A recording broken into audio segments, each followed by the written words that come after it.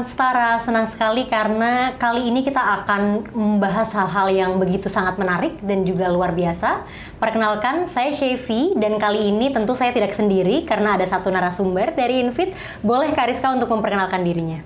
Halo semua, halo Kak Syefi. Hai Kak. Nama aku Rizka Antika. Saat ini aku sebagai Program Officer untuk Promoting Tolerance and Respect for Diversity dari Invit ya. Nah, background Kak Rizka ini relevan sekali dengan isu yang akan kita bahas hari ini. Karena kita akan membahas mengenai bagaimana peran anak muda, peran kita sebagai pemuda dalam mempromosikan toleransi dan juga keberagaman di Indonesia, Kak. Nah, mungkin kita juga nanti akan bicara banyak hal ya, Kak. Jadi dari bagaimana peran pemuda, bagaimana kondisi saat ini gitu. Dan mungkin kita ingin memulai pertanyaannya dengan sebenarnya seberapa penting sih Kak peran pemuda dalam mempromosikan keberagaman dan juga toleransi di Indonesia? Nah, ini nih. Kalau tanya seberapa penting, penting banget tentunya. Iya, benar. Penting banget kenapa? Karena dari segi kuantitas pun, kalau kita lihat data populasi sekarang, itu sudah sebagian besar adalah orang muda datanya.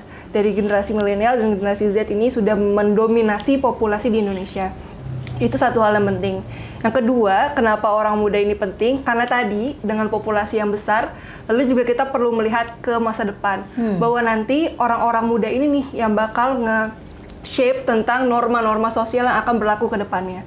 Mungkin sekarang kita hidup dengan norma-norma yang sudah diturunkan dari generasi sebelumnya. Nah, nanti peran orang muda yang perlu memastikan bahwa norma sosial yang selanjutnya ada itu harus norma yang menjunjung toleransi, yang menjunjung inklusivitas. Nah, itu pentingnya peran orang muda di sini. Kemudian juga satu hal lagi adalah kita ini kan lebih digital native ya bisa dibilang. Orang muda itu lahir ketika sudah ada teknologi gitu. Dan ini yang membuat pengalaman orang muda menjadi pengalaman khas yang perlu direkognisi. Banyak sekali perubahan zaman yang saat sekarang itu sudah sangat rapid ya, kayak kita udah nggak bisa prediksi lagi nih 5 tahun ke depan tuh ada apa sih? Harus informasinya bener-bener banyak gitu kan. Banget ya. Dan orang muda itu adaptif dalam hal ini.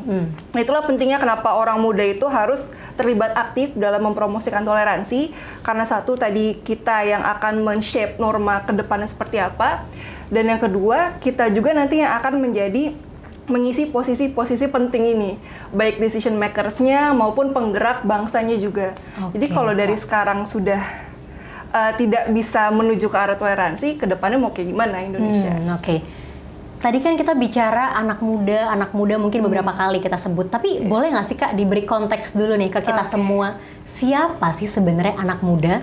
Nah, orang muda ini sebenarnya kalau dari beberapa deskripsi itu banyak banget ya yang definisi tentang orang muda. Tapi mostly aku akan coba merujuk sampai usia 30 tahun sebenarnya. Masih bisa dibilang sebagai orang muda. Sehingga aku dan kamu di sini adalah perwakilan orang muda tentunya. Dan juga teman-teman di belakang layar di sini juga perwakilan orang muda dari Setara kan misalnya. Nah, kita akan berbicara di konteks itu. Dan sehingga kenapa peran orang muda juga penting? Karena kita akan membicarakan sebenarnya pengalaman kita pribadi sebagai orang muda di isu ini. Jadi janganlah mungkin kita jauh-jauh membicarakan orang muda di ujung sana udah ngapain, tapi kita bisa lebih refleksi nih, kita sebagai orang muda yang akhirnya kenapa sih bisa memutuskan masuk ke isu toleransi dan apa aja sih yang sudah kita lakukan sebagai representasi orang muda. Ini pertanyaan selanjutnya nyambung banget sama bahasan barusan Kak. Nah, ada nggak sih inisiatif yang sudah dilakukan oleh orang-orang muda untuk mempromosikan ini semua? Mungkin Kak Rizka bisa cerita best practice yang mungkin pernah dialami sebelumnya atau mungkin sepenglihatan kita gitu ya. Apa sih yang sudah dilakukan oleh teman-teman muda gitu untuk mempromosikan toleransi dan keberagaman? Sebenarnya tuh banyak banget ya yang udah dilakukan. Tapi aku akan coba refleksi dari pengalamanku sendiri. Jadi di Invit sendiri, alhamdulillah banyak nih orang mudanya. Dan aku juga sebagai salah satu program orang muda yang sudah bisa memiliki decision making juga dalam penyusunan program. Dan ini salah satu hal penting yang mungkin agak di overlook gitu ketika kita berbicara peran orang muda. Sebenarnya kita orang-orang muda yang sudah masuk di dalam organisasi ini itu punya peran loh untuk memastikan bahwa ketika kita menyusun program misalnya atau sekecil kayak kita mau bikin kegiatan, kita tuh perlu menginclude orang muda sebagai partisipannya. Dan bukan hanya menginclude secara tokenism, tapi gimana memastikan meaningful participation-nya. Nah, itu salah satu yang kita lakukan adalah kita membuat ada namanya youth camp. Jadi Youth Camp ini kita kerjasama dengan jaringan Gus Durian. Di sini kita mengumpulkan teman-teman muda dari seluruh Indonesia, dari berbagai latar belakang agama, etnis, bahkan orientasi seksual, untuk ada di satu camp untuk sharing. Sharing sebenarnya pengalaman apa sih yang dia rasakan sehari-hari. Mungkin terlihatnya simpel ya, tapi ternyata dampaknya luar biasa. Karena ketika kita mengadakan youth camp itu, kita bukan hanya berbicara kepada sesi-sesi yang ada secara formal, tapi koneksi yang terbangun pasca sesi. Jadi ketika mereka mau tidur nih, biasanya ada ngobrol-ngobrol. Nah dari situ mulai muncul kayak misalnya kegelisahan apa sih yang dialami oleh seorang Chinese Kristen di Aceh. Itu muncul kegelisahan seperti itu. Lalu kegelisahan apa sih yang muncul ketika, oh ternyata aku dulu pelaku intoleransi, tapi tidak sadar. Nah diskusi-diskusi itu yang akhirnya menumbuhkan narasi atau meluruskan bahwa, oh selama ini saya berbuat intoleran karena ketidaktahuan. Akhirnya teman-teman dari teman-teman Youth Camp ini bisa membuat satu platform namanya Muara IDN, Muara Indonesia di sosmed di Instagram. Itu digunakan untuk sharing knowledge dan menyebarkan narasi tentang toleransi itu seperti apa. Salah satunya. Lalu juga kita di Festival HAM, jadi Invite bersama KSP dan Komnas HAM, setiap tahunnya kita membuat Festival HAM. Kita mengadakan Youth Fellowship juga. Karena kan kalau ngomongin, ini perspektif yang masih ada ya, ngomongin HAM tuh kesannya kayak orang-orang senior doang isinya. Nah kita coba menginsert bahwa HAM itu bukan masalah pelanggaran masa lalu aja, tapi kehidupan sehari-hari kita tuh HAM loh. Lekat sekali ya Kak. Iya, mencoba membumikan HAM itu bukan sebagai isu yang elitis dan jauh, tapi isu keseharian. Dan itu kita mengadakan Youth Fellowship, jadi kita memilih teman-teman muda yang juga sudah melakukan penyebaran tentang toleransi dan penegakan HAM di lingkungannya masing-masing untuk belajar dan menyuarakan suaranya di Festival HAM. Jadi nanti kita bikin satu sesi untuk orang muda, dari orang muda untuk orang muda. Salah satu yang kita lakukan juga. Menarik sekali, berarti sangat dibutuhkan konektivitas ya antara satu pemuda dengan pemuda yang lain, karena dengan begitu akan muncul satu forum yang kita learn dan juga unlearn, karena kan tadi ternyata kayak, oh ternyata dulu aku pernah intoleran ya segala macam. Yang itu kan sebenarnya hal-hal yang juga perlu yang didobrak gitu kali ya Kak, untuk bisa belajar bersama. Dan tadi juga aku mendengar kalau misal penting kemudian digitalisasi itu bisa punya peran juga nih untuk bisa mempromosikan keberagaman dan juga toleransi ini. Nah selanjutnya mungkin ini Kak, bagaimana sih teman-teman muda bisa berkolaborasi dengan organisasi, dengan pemerintah untuk menciptakan dampak yang lebih meluas gitu. Karena mungkin Invite sudah menjadi jembatan itu ya, kerjasama itu sudah dibangun oleh Invite. Mungkin boleh diceritakan juga bagaimana kita bisa berkolaborasi gitu dengan banyak stakeholder sehingga dampaknya lebih besar lagi. Sebenarnya kalau kita melihat dari sisi siapa yang harus mulai, tentunya dari organisasi yang sudah settle, misalnya organisasi-organisasi, entah itu organisasi masyarakat sipil atau pemerintah. Karena ini sudah settle nih, sumber dayanya udah ada, dan mereka sudah bisa membuat decision mau dibawa kemana. Nah, kita yang harus membuka ruang afirmatif kepada teman-teman orang muda. Jadi kita memberikan ruang aman kepada orang muda untuk bisa berpartisipasi secara aktif. Karena seringkali masih ada ya, ketika orang muda dilibatkan itu hanya sekedar pelibatan formalitas. Jadi cuma tokenism tadi, cuma diundang, tapi tidak diberikan hak untuk bersuara. Sekalipun untuk bersuara nanti deh di ujung forum. Pas forumnya udah nggak kondusif, udah terpaksa semua udah pada ngomong, baru kamu boleh ngomong. Itu karena sempat aku rasakan juga ketika aku baru masuk di isu-isu bersinggungan langsung dengan para stakeholders gitu, itu masih dirasakan hal seperti itu. Jadi memang yang penting adalah bagaimana kita, organisasi masyarakat sipil dan juga pemerintah yang bisa ngekontrol ini, itu benar-benar membuat ruang aman buat teman-teman orang muda. Harus di reach out secara aktif, harus dibuat ruang khususnya juga. Tapi perlu juga untuk dipahami bahwa terkadang ini yang ada dua hal ya. Kadang tuh ada satu yang melihat orang muda itu sangat didiskriminasi, dalam artian kamu masih muda, ngerti apa sih? Ageism gitu ya Kak. Ageism itu masih ada. Tapi ada juga satu lagi yang menurut pengalamanku itu juga bukan hal yang ideal. Ketika dia tahu kita orang muda, wah bagus banget, kayak di overhype gitu. Jadi tidak pernah melihat pendapat orang muda itu sebagai sesuatu yang objektif. Oke. Nah, ini sebenarnya salah satu concernku juga. Harapannya juga ke depannya ketika sudah ada ruang untuk pelibatan orang muda, itu dibikin yang objektif gitu. Dan juga yang penting adalah bagaimana orang-orang muda bisa terlibat. Hal yang pertama juga perlu ada capacity building. Jadi bagaimana stakeholders, baik itu OMS maupun pemerintah, itu membuat enabling environment-nya itu udah ada. Sehingga orang muda benar-benar bisa masuk dan mendapat opportunity yang sama dengan yang lainnya. Iya, tadi bicara terkait dengan partisipasi yang bermakna itu kan kayak, karena ya kita tidak cukup hanya dengan diundang tapi juga didengar, dipertimbangkan. Betul. Gitu kan Kak, lalu juga yaitu direspon juga gitu seharusnya apa yang menjadi concern teman-teman muda.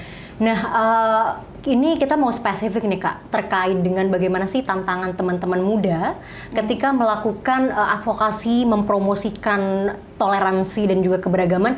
Apa sih Kak yang menjadi tantangan teman-teman muda untuk mempromosikan itu semua? Ya, kalau tantangan tadi pertama udah kita bahas tentang ageism, itu benar banget. Pertama, karena ada intergenerational gap juga. Iya, betul. Jadi terkadang pemahaman kita tuh berbeda. Hal yang menurut kita itu penting atau concern dengan cara kita dianggap, oh itu tidak hal yang penting atau tidak relevan dengan kondisi saat ini. Padahal kan kita juga perlu mempertimbangkan pengalaman khas kita sebagai orang muda seperti apa. Betul.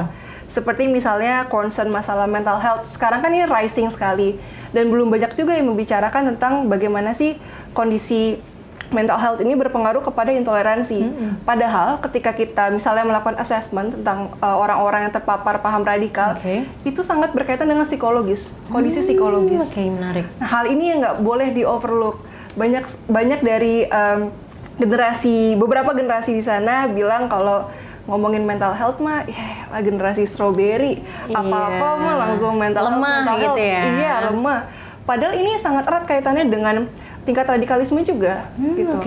Nah, itu intergenerational gap-nya. Jadi memang penting untuk kita memastikan bahwa ada kondisi-kondisi psikologis yang perlu di-acknowledge bahwa itu akan berpengaruh kepada tingginya tingkat intoleransi dan juga radikalisme.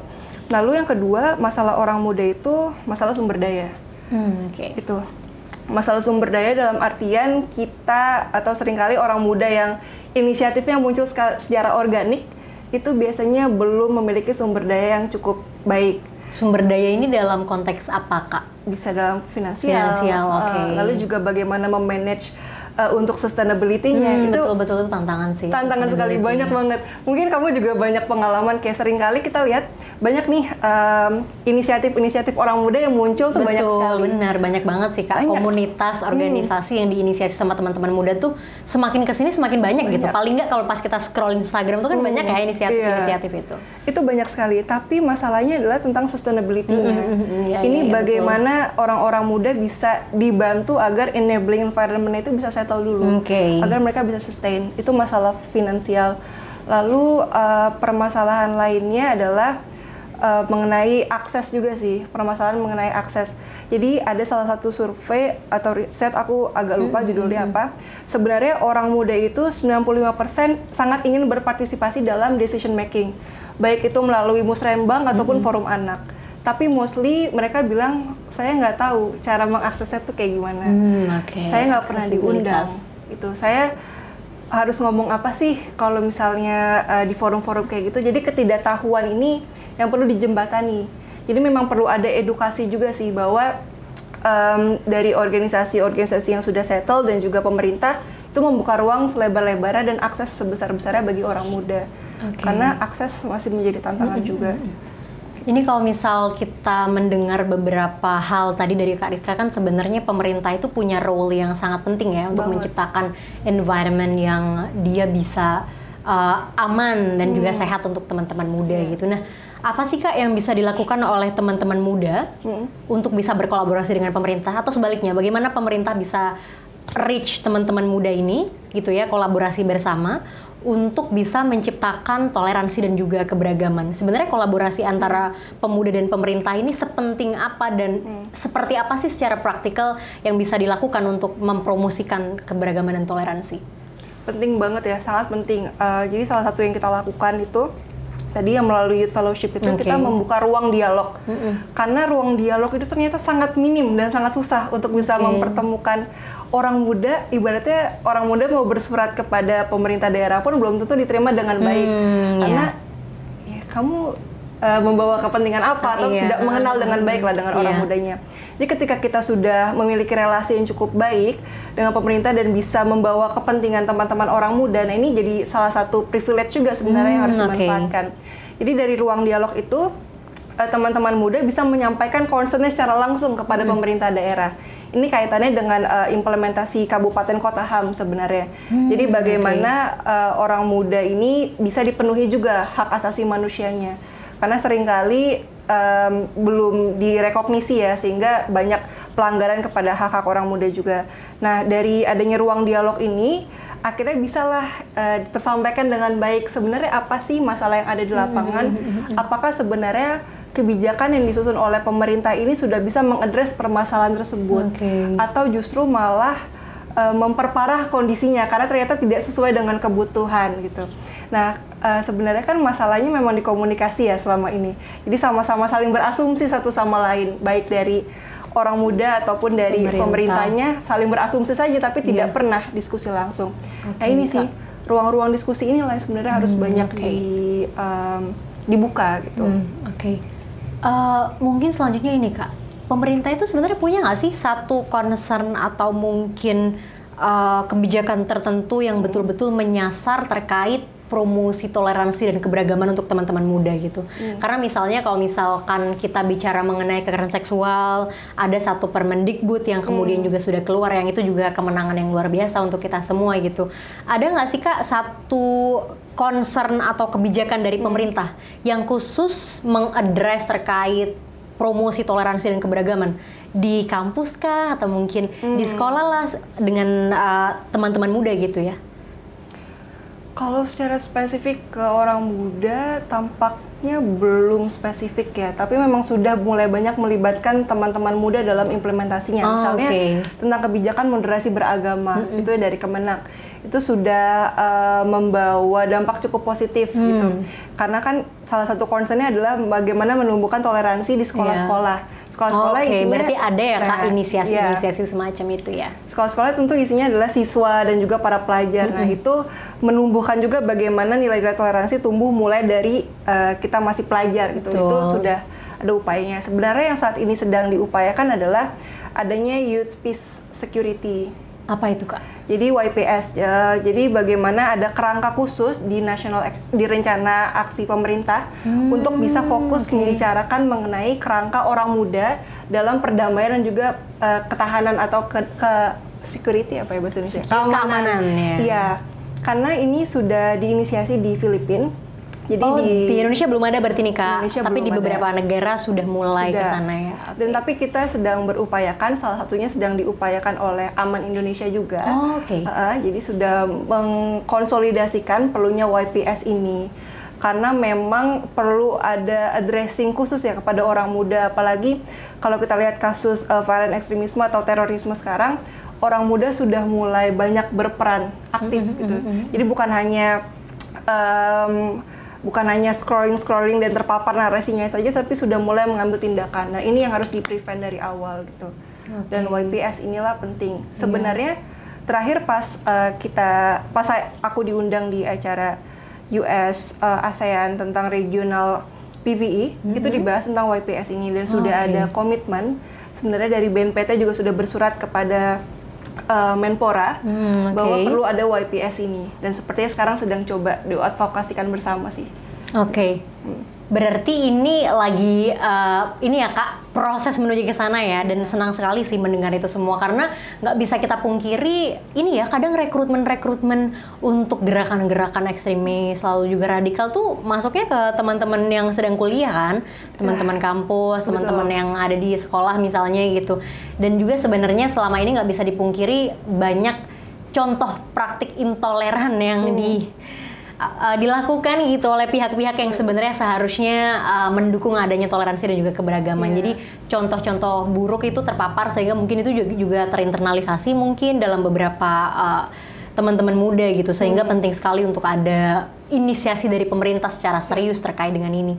Karena tadi juga Kak Rizka sampaikan bahwa ya teman-teman muda inilah nanti yang akan menciptakan norma ke depannya, menciptakan nilai-nilai ke depannya yang bisa menginclude gitu nilai-nilai toleransi dan juga keberagaman gitu ya Kak.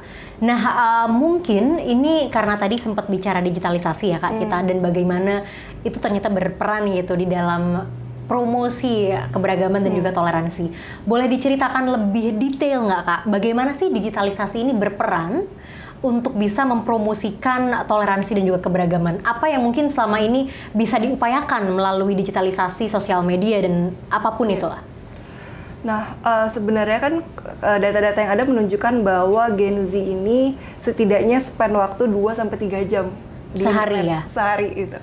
Dan yang paling banyak dilakukan adalah chatting dan juga medsos. Ini udah ada pemetaan peluang. Kak Rizka gitu nggak? Oh iya, kamu juga kan? Iya, kan?